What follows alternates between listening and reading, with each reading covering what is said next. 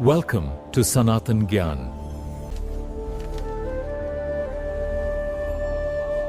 The debate में आपका स्वागत है। आज हम सनातन धर्म के भीतर एक बहुत पुराने और गहरे सवाल पर बात करने वाले हैं। भगवान शिव और भगवान विष्णु के बीच आखिर रिश्ता क्या है? बिल्कुल, ये सवाल सदियों से पूछा जाता रहा है और इसके जवाब में दो अलग अलग धाराएं साफ दिखती हैं। आज हमारी चर्चा इसी सवाल के इर्द गिर्द घूमेगी।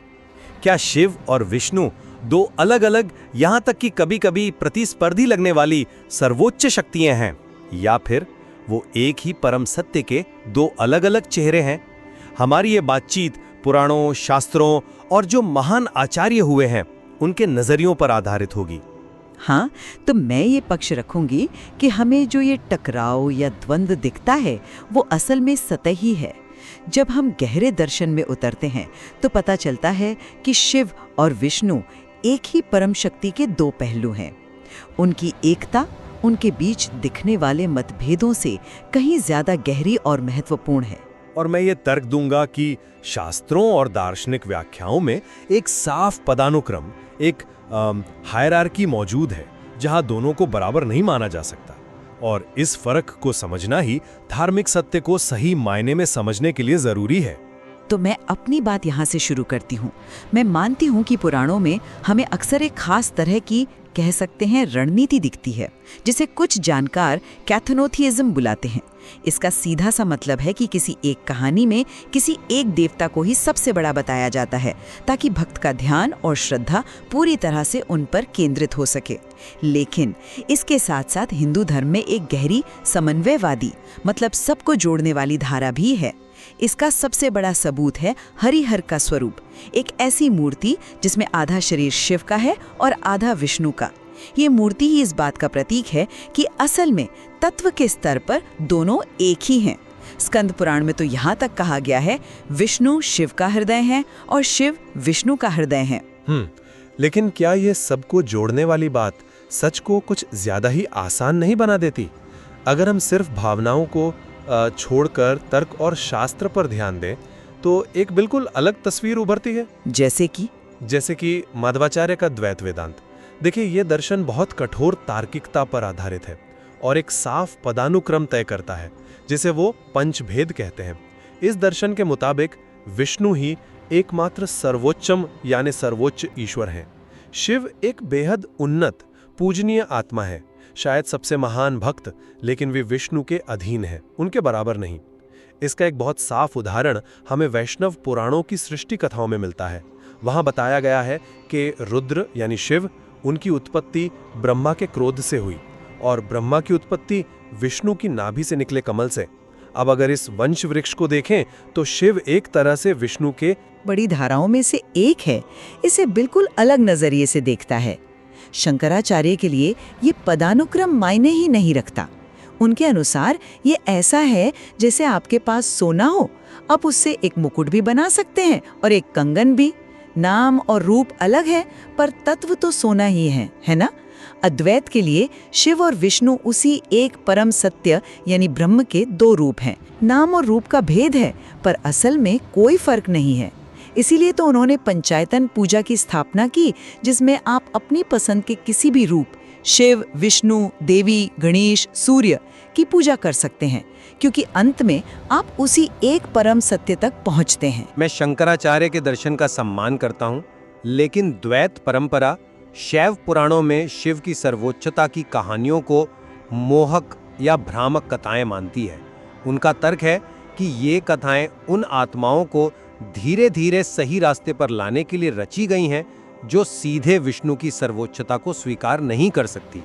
इसलिए दार्शनिक कठोरता की मांग यही है कि हम इन फर्क को स्वीकार करें, उन्हें एक आरामदायक एकता के विचार के नीचे दबाए नहीं। और ये फर्क सबसे ज्यादा पौराणिक कथाओं में ही उभर कर आते हैं, है ना? ये कथाएं अक्सर टकराव दिखाती हैं।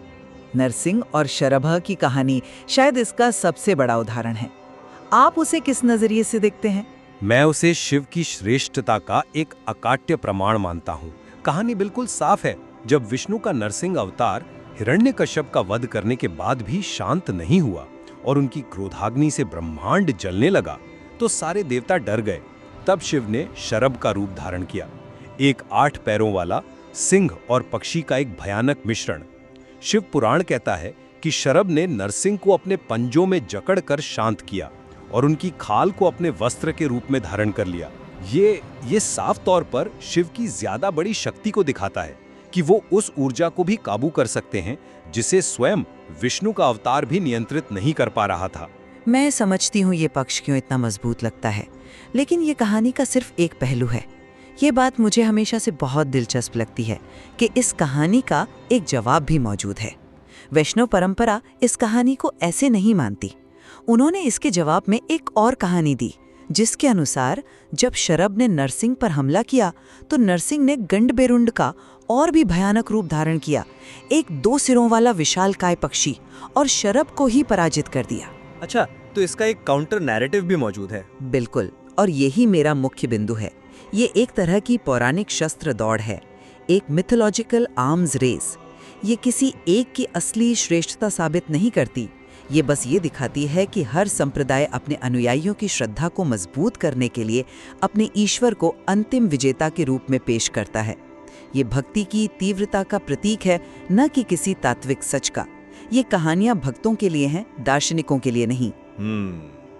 ये दिलचस्प व्याख्या है, लेकिन आप उन घटनाओं को कैसे समझाएंगे जहां एक ईश्वर का अवतार दूसरे की पूजा करता है?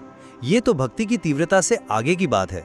उदाहरण के लिए रामेश्वरम में राम द्वारा शिवलिंग की स्थापना।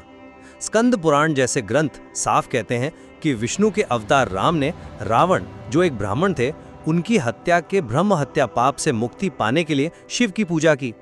अगर विष्णु ही सर्वोच्च हैं, तो उनके अवतार को किसी और की पूजा करने की जरूरत क्यों पड़ी? ये तो सीधे सीधे अधीनता स्वीकार करने जैसा है। ये एक बहुत ही प्रचलित और शक्तिशाली तर्क है, मैं मानती हूँ, लेकिन अगर हम स्रोतों की गहराई में जाएं, तो इसमें कुछ पेच हैं। पहली और सबसे बड़ी बात यह है कि मूल वाल्मीकि रामायण, जिसे आदि काव्य और सबसे प्रामाणिक स्रोत माना जाता है, इस घटना का कोई साफ जिक्र नहीं करती। युद्ध कांड में राम सीता को समुद्र तट दिखाते हुए बस इतना कहते हैं कि यहाँ महादेव ने मुझ पर कृपा की थी। पूजा और लिंग स्थापना का जो विस्तृत वर्णन है वो बाद के ग्रंथों में आता है। और वैष्णव टीकाकार ये भी तर्क देते हैं कि अगर राम ने पूजा की भी तो वो लोक संग्रह के लिए थी। एक मिनट, लोक संग्रह, इसका क्या मतलब है? इसका मतलब है दुनिया के सामने एक अच्छा उदाहरण पेश करने के लिए। जैसे एक राजा नियमों का पालन इसलिए करता है ताकि उसकी प्रजा भी करे, वैसे ही राम ने शिव की पूजा करके ये दिखाया कि मर्यादा और धर्म का पालन कैसे किया जाता है। लेकिन इसी वाल्मीकि रामायण में एक और प्रसंग है जिसे अक्सर नजरअंदाज कर दिया जाता है। परशुराम के साथ संवाद में शिव धनुष का प्रसंग। वहाँ ये साफ तौर पर बताया गया है कि देवताओं ने विष्णु के धनुष को शिव के धनुष से श्रेष्ठ माना था और विष्णु के एक हुंकार से ही शिव का धनुष शक्तिहीन हो गया था। ये तो विष्णु की सीधी श्रेष्ठता को स्थापित करता है। चलिए, मान लिया कि पौराणिक कथाओं की अलग अलग व्याख्याएं हो सकती हैं, लेकिन फिर हम दार्शनिक आधार पर कैसे फैसला करें? जैसा मैंने पहले कहा, माधवाचार्य का द्वैत दर्शन भावनाओं पर नहीं बल्कि शास्त्रों के शाब्दिक और तार्किक विश्लेषण पर आधारित है। उनका तर्क बहुत साफ है। शिव जन्म, कर्म और क्रोध जैसे गुणों के अधीन है, जैसा कि दक्ष यज्ञ के प्रसंग में दिखता है। इसलिए भले ही वे सबसे उन्नत हों, वे जीव की श्रेणी में आते हैं, जबकि विष्णु इन सभी सांसारिक दोषों से परे हैं और इसीलिए वे एकमात्र सर्वोत्तम है। मुझे लगता है कि ये फर्क एक आरामदायक एकता के विचार से कहीं ज्यादा तार्किक और शास्त्र सम्मत है। मैं मानती हूँ कि द्वैत दर्शन एक बहुत साफ और व्यवस्थित ढांचा देता है, लेकिन क्या ये हिंदू विचार की विशालता और विविधता को कुछ हद तक सीमित नहीं कर देता? शंकराचार्य का अद्वैत दर्शन टकराव को एक अलग स्तर पर ले जाकर सुलझाता है। वो कहते हैं कि व्यवहार के स्तर पर आप अपने इष्ट देव को सबसे बड़ा मान सकते हैं, ये भक्ति के लिए ज़रूरी है, लेकिन परमार्थ के स्तर पर यानी अंतिम सत्य के स्तर पर ये सारे भेद मिट जाते हैं। वहाँ सिर्फ एक ही निराकार निर्गुण ब्रह्म है। शिव और विष्णु दोनों उसी एक ब्रह्म के साकार रूप हैं। ये झगड़े को खत्म करने और एक गहरे सत्य को स्वीकार करने का एक तरीका है जो हमें ऋग्वेद के महावाक्य में भी मिलता है। एकम सत विप्रा बहुधा वदंती।